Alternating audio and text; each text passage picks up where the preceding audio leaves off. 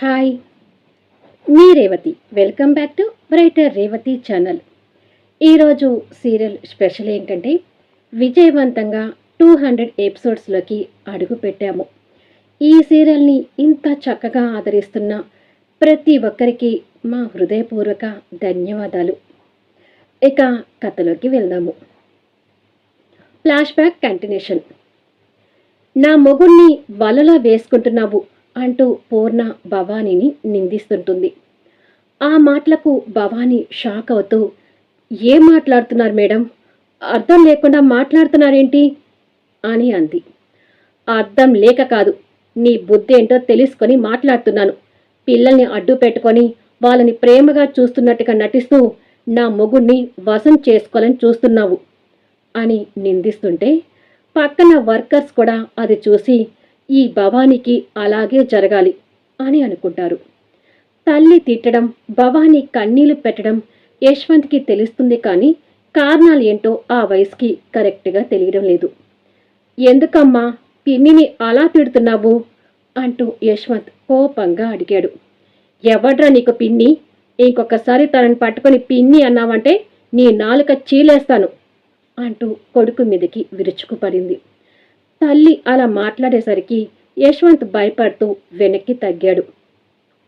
నేను నిజం చెప్తున్నాను మేడం, నేను అలాంటి దాన్ని కాదు, నన్ను నమ్మండి అంటూ భవానీ బతిమిలాడింది. ఇంకా ఎవరు నమ్ముతారే నీ మాటలు? నీ బాగోతాన్ని ఇవాళ నేను నా కన్నులారా చూశాను. ఒకరి భర్తని వశం చేసుకోవాలని ఎలా అనిపించింది? అది కూడా పసి పిల్లల్ని అడ్డు పెట్టుకొని నా ఇంటికి మహారాణి అవ్వాలని చూస్తున్నావు. ఛీ, నీ బుద్ధి ఒక లేకి బుద్ధి అని అర్థమైంది. నీలాంటి దాన్ని చూడాలంటేనే అసహ్యంగా ఉంది. మీ అన్నది ఫోన్ నెంబర్ చెప్పు. మీ అన్నయ్యకి ఫోన్ చేసి నువ్వు చేసిన భాగోతం గురించి చెప్పి మీ అన్నయ్యతో నిన్ను పంపిస్తాను అంటూ అక్కడున్న ల్యాండ్ ఫోన్ తీసింది. వాళ్ళ అన్నయ్యకి చెప్తుంది అనగానే భవానీ ఇంకా కంగారు పడుతూ, అంత పని చేయకండి మేడం, మా అన్నయ్యతో ఇలా మాట్లాడితే మా అన్నయ్య అసలు తట్టుకోలేడు, మీకు దండం పెడతాను, ఈ పని చేయకండి మేడం అంటూ దగ్గరికి వచ్చి చేతులు జోడించి బతిమిలాడింది. ఏయ్, నీ మాటలకు జాలిపడేవాళ్ళు ఎవ్వరూ లేరిక్కడ. ముందు మీ అన్నయ్య ఫోన్ నెంబర్ చెప్పు అంటూ గట్టిగా గదమాయించింది. అదంతా యశ్వంత్ చూడలేక కంటతడి పెడుతున్నాడు. మీకు దండం పెడతాను మేడం, మీకు నా మీద అనుమానం ఏర్పడింది కాబట్టి ఇక నేను ఇక్కడ పని మానేసి వెళ్ళిపోతాను. నా దారిన నన్ను వెళ్ళనివ్వండి, ఇవేమీ మా అన్నయ్యకి చెప్పకండి అంది భవానీ. మీ అన్నయ్య నెంబర్ చెప్తావా లేదా అంటూ పూర్ణ కోపంగా అడిగింది. దయచేసి నా మాట వినండి మేడం అని భవానీ రిక్వెస్ట్ చేస్తున్నా పూర్ణ కోపంగా భవానీ చెంప మీద గట్టిగా కొట్టింది. ఆ దెబ్బకి భవానీ షాక్తో చూస్తుంటే యశ్వంత్ ఇంకా అసలు తట్టుకోలేక, మా పిన్నిని కొట్టకు అంటూ ఏడుస్తూ అడ్డు వచ్చాడు. నువ్వు పక్కకు పోరా అంటూ యశ్వంత్ని పక్కకు నెట్టింది. ఆ ఫోర్స్కి యశ్వంత్ వెళ్ళి కింద పడ్డాడు. చెప్తావా, ఇంకొక దెబ్బ కూడా కొట్టమంటావా అంటూ పూర్ణ భవానీ మీదకు మళ్ళీ చెయ్యెత్తేసరికి, చెప్తాను మేడం అంటూ భవానీ కన్నీళ్లు పెట్టుకుంటూ రామ్నాథ్ గారి ఫోన్ నెంబర్ చెప్పింది. పూర్ణ ఆ నెంబర్కి ఫోన్ చేస్తే రామ్నాథ్ గారు ఫోన్ లిఫ్ట్ చేయగానే, నేను పూర్ణని మాట్లాడుతున్నాను, మీరు ఇక్కడికి వచ్చి మీ చెల్లెల్ని మీ వెంట తీసుకువెళ్ళండి అంది. రామ్నాథ్ గారు ఆశ్చర్యపోతూ, ఇంత సడన్గా తీసుకువెళ్ళమంటున్నారేంటి మేడం అని అడిగాడు. చెప్తాను, ముందు మీరు బయలుదేరి రండి అని పూర్ణ గాంభీరంగా చెప్పేసి ఫోన్ పెట్టేసింది.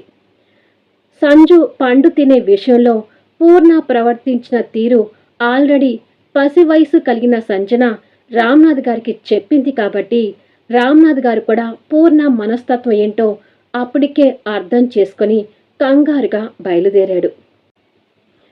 మీ అన్నయ్య వస్తున్నాడు, నీ రూమ్లోకి వెళ్ళి తట్ట బుట్ట సర్దుకో అంటూ గట్టిగా అరిచి చెప్పింది పూర్ణ. తన నిజాయితీ గురించి ఎంత చెప్పినా వినే పరిస్థితిలో లేదని భవానీకి అర్థమై గాయమైన మనసుతో తట్టుకోలేనట్టుగా ఏడుస్తూ తన రూమ్ వైపు వెళ్తుంటే, వామ్మో, ఇప్పుడైనా దీని బుద్ధి ఏంటో బయటపడింది. ఏకంగా పూర్ణమైన స్థానంలోకి రావాలని చూసింది అంటూ భవానీ గురించి మిగతా వర్కర్స్ తప్పుగా మాట్లాడుతుంటే వాళ్ళ మాటలు ఇంకా పుండు మీద కారం చల్లినట్టుగా అనిపిస్తూ ఏడుస్తూ రూంలోకి వెళ్ళింది భవానీ. భవానీ అలా ఏడుస్తూ వెళ్ళిపోతుంటే యశ్వంత్ తట్టుకోలేకపోతున్నాడు. పైకి వెళ్ళి తండ్రికి ఫోన్ చేస్తున్నాడు. అది విని ధనుంజయ్ గారు కూడా ఆశ్చర్యపోతున్నారు. కొద్దిసేపటికి రామ్నాథ్ గారు లోపలికి వచ్చి పూర్ణ ముందు నిలబడ్డాడు. భవానీతో మాట్లాడినట్టే రామ్నాథ్ గారితో కూడా పూర్ణ మాట్లాడుతుంటే, మర్యాదగా మాట్లాడండి మేడం, మేము డబ్బు లేని వాళ్ళమే కావచ్చు, కానీ నీచమైన వాళ్ళు మాత్రం కాదు. నా చెల్లెల గురించి తప్పుగా మాట్లాడితే ఊరుకునేది లేదు అంటూ రామ్నాథ్ గారు కోపడ్డారు. ఏయ్, నీ చెల్లెలు చేస్తున్న తప్పుల గురించి చెప్తుంటే నన్ను ఎదిరిస్తున్నావా? అసలు నాకు అర్థం కావడం లేదు. ఇదంతా నీ చెల్లెలకి నువ్వే నూరి పోసి పంపించావా ఏంటి అని అంది పూర్ణ. ఆ మాటలు రామ్నాథ్ గారి మనసుని కూడా బాధ పెడుతుంటే, పూర్ణ అంటూ ధనుంజయ్ గారి గొంతు గట్టిగా వినిపిస్తుంది. అందరూ వచ్చిన ధనుంజయ్ గారి వైపు చూస్తుంటే, డాడ్ అంటూ యశ్వంత్ కన్నీళ్లు పెట్టుకుంటూ పరిగెత్తుకుంటూ వెళ్ళి తండ్రి కాలు చుట్టుకొని, ఈవిడ భవాని పిన్నిని కొట్టి ఎన్నో మాటలు అన్నది డాడ్ అని తల్లి మీద కంప్లైంట్ చేశాడు. కొడుకు అలా చెప్పగానే ధనుంజయ్ గారికి భవానీ మీద మనసు చివుక్కోమని, నువ్వసలు మనిషివేనా? అమాయకురాలైన భవానీని తప్పు పట్టాలని నీకు ఎలా అనిపించింది అని భార్యని తిట్టాడు. నా బాధ మీకు ఎవరికీ అర్థం కావడం లేదు అంది పూర్ణ. చాలే నోర్మి, నీ గొంతులో నుంచి ఇంకొక మాట వచ్చిందంటే భార్యవని కూడా చూడను అన్నాడు ధనంజయ్ గారు. అది కాదండి అని పూర్ణ మాట్లాడబోతుంటే, పూర్ణ అంటూ ధనుంజయ్ గారు భార్య మీద చేయి ఎత్తాడు. దాంతో పూర్ణ భర్తకు భయపడుతూ వెనక్కి తగ్గింది. ధనుంజయ్ గారు చేయి దింపి ఎదురుగా ఉన్న రామ్నాథ్ గారిని బాధగా చూస్తూ, మా పిల్లల మీద ప్రమాణం చేసి చెప్తున్నానండి, భవానీ అలాంటిది కాదు. తను చాలా మంచిది. నా భార్య తరపున నేను క్షమాపణ అడుగుతున్నాను, క్షమించండి అంటూ ధనుంజయ్ గారు వారికి చేతులు జోడించారు. పిల్లల మీద భర్త ప్రమాణం చేసేసరికి పూర్ణకి కూడా ఆలోచనలు మారిపోయాయి. అప్పటికే గాయపడిన మనసుతో రామ్నాథ్ గారు కన్నీళ్లు పెడుతూ, మాకు ఏ క్షమాపణ వద్దండి, నా చెల్లెల్ని రమ్మని చెప్పండి, నా చెల్లెల్ని నేను తీసుకొని వెళ్ళిపోతాను అన్నాడు. దయచేసి అంత మాట అనకండి అని ధనుంజయ్ గారు బతిమలాడినా, నన్ను అర్థం చేసుకోండి, నా చెల్లెలకి ఇక్కడ జరిగిన అవమానం చాలు, మా బతుకులు మేము బతుకుతాం, నా చెల్లెల్ని రమ్మని చెప్పండి చాలు అన్నాడు. వద్దు, పిన్ని ఇక్కడే ఉండాలి, పిన్నిని చూడకుండా నేను ఉండలేను అంటూ యశ్వంత్ ఏడుస్తున్నాడు. కానీ ధనుంజయ్ గారు రామ్నాథ్ గారి పరిస్థితిని అర్థం చేసుకొని, వెళ్ళి భవానీని రమ్మని చెప్పు అంటూ అక్కడున్న మరొక మేడికి చెప్పాడు. సరే సార్ అని తను వెళ్ళిపోయింది. నిజంగానే భవానీని నేనేమైనా పొరపాటుగా అర్థం చేసుకున్నానా అని పూర్ణ మనసులో అనుకుంటూ ఉండగా మెయిడ్ అక్కడికి వచ్చి, సార్, ఎంత డోర్ కొట్టినా భవానీ డోర్ తీయడం లేదు సార్ అని అంది. ఎందుకు తీయడం లేదు అంటూ ధనుంజయ్ గారు కాస్త కంగారు పడుతూ ఆ రూమ్ వైపు వెళ్తుంటే అదే భయం రామ్నాథ్ గారికి కూడా అనిపించి వాళ్ళ వెంట వెళ్తున్నాడు. వాళ్ళతో పాటే యశ్వంత్ మిగతా వర్కర్స్ కూడా వెళ్తున్నారు.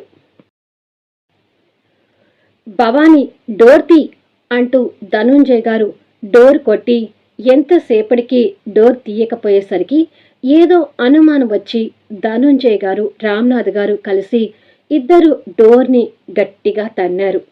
డోర్ ఓపెన్ కాగానే లోపల దృశ్యాన్ని చూసి అందరూ షాక్ అవుతుంటే యశ్వంత్కి మాత్రం కళ్ళు బైర్లు కమ్ముతున్నాయి.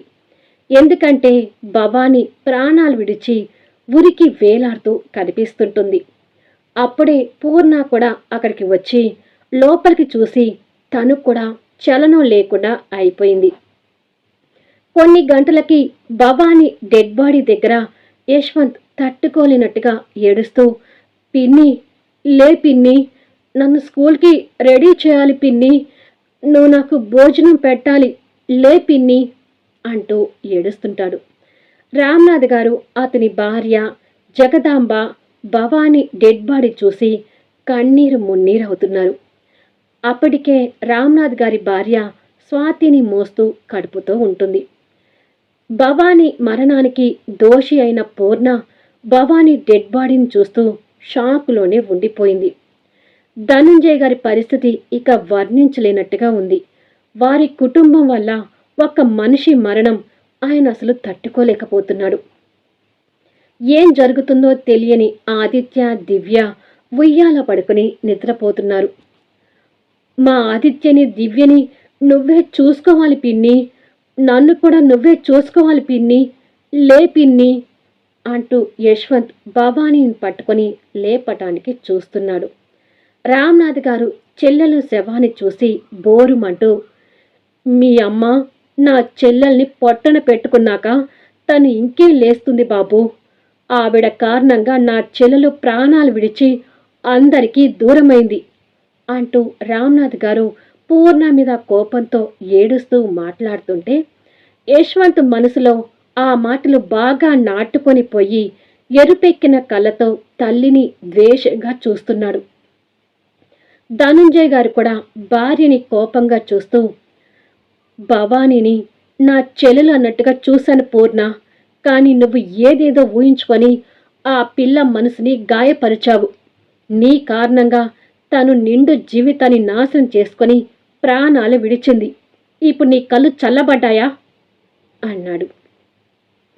భవానీ ఇలా చేస్తుందని నేను కూడా అనుకోలేదండి. నా వల్ల ఒక అమ్మాయి ప్రాణం పోయింది అంటే నేను కూడా తట్టుకోలేకపోతున్నాను అంది పూర్ణ కన్నీళ్లు పెడుతూ.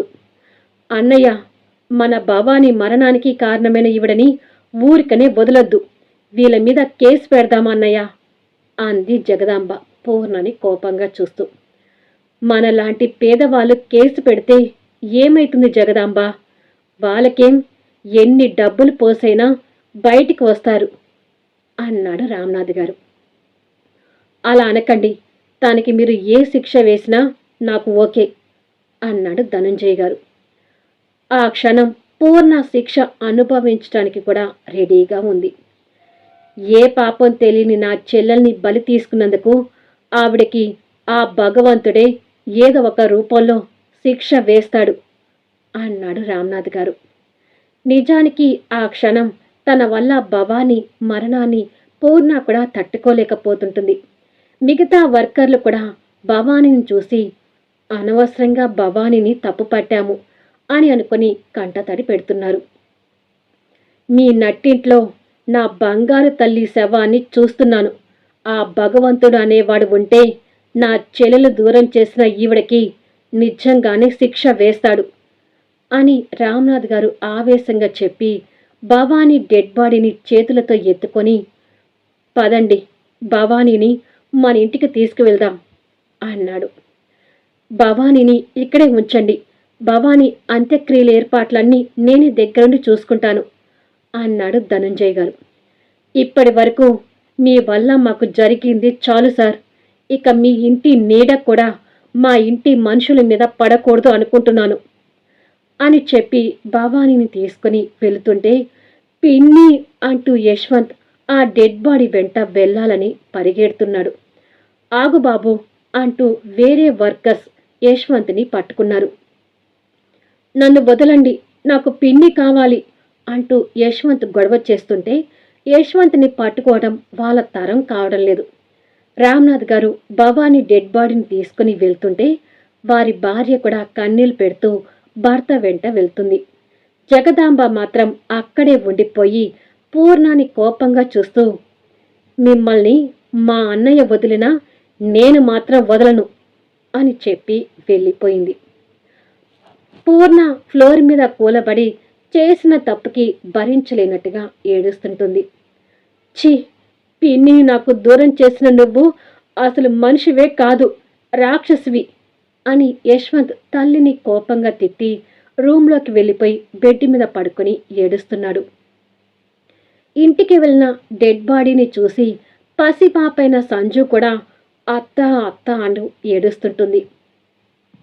ఇలా వారం రోజులు గడిచాయి. భార్య చేసిన తప్పుని ధనుంజయ్ గారు కూడా మర్చిపోలేకపోతున్నారు. ఇక యశ్వంత్ అయితే ఆమె మొహం చూడటానికి కూడా ఇష్టపడటం లేదు.